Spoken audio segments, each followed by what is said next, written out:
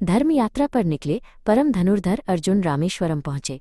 वहां सागर तट पर उन्होंने श्रीराम द्वारा पत्थरों से निर्मित महान सेतु को देखा। उस अद्भुत निर्माण को देखकर भी उनके मन में अपनी श्रेष्ठता का भाव जागृत हुआ।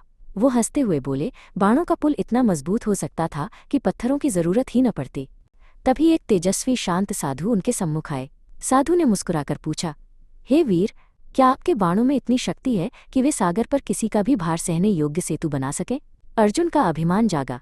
उन्होंने साधु की चुनौती स्वीकार करते हुए दृढ़ता से कहा, मेरा बाण निर्मित पुल किसी का भी भार सह सकता है। साधु ने प्रस्ताव रखा, यदि आपका पुल मेरा भार सह ले तो मैं आपका सेवक बनूंगा, परंतु यदि ये टूट गया तो आपको अपनी धनुर्विद्या का अहंकार त्याग कर राम भक्ति की शक्ति को स्वीकारना होगा।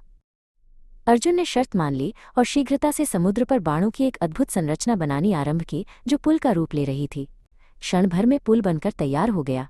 साधु अब विशाल रूप में खड़े थे। वे स्वयं पवनपुत्र हनुमान थे।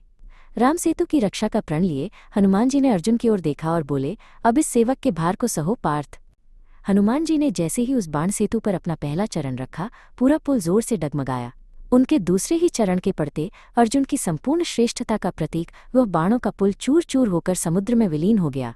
अर्जुन स्तब्ध रह गए। उनका शरीर पसीने से भीग गया। उन्हें बोध हुआ कि उन्होंने केवल एक वानर का नहीं बल्कि साक्षात राम की शक्ति और पराक्रम का अपमान किया था। उनका अहंकार टूट चुका था और उसका स्थान तीव्र आत्मग्लानि ने ले लिया। इस भयंकर ग्लानि से मुक्त होने के लिए उन्होंने अपनी मृत्यु निश्चित की।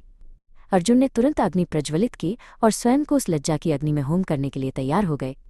संकट में पड़े अपने भक्त को देख हनुमान जी ने तत्काल परम पुरुषोत्तम श्रीकृष्ण को पुकारा। तभी एक स्वर्गीय आभा के साथ मुरली मनोहर श्रीकृष्ण वहां प्रकट हुए और शांत भाव से अर्जुन के पास आकर खड़े हो गए। श्रीकृष्ण ने अर्जुन को प्रेम से उठाया और समझाया, पार्थ, ये मेरी ही लीला थी। तुम्हारा घमंड तोड़ना आवश्यक था।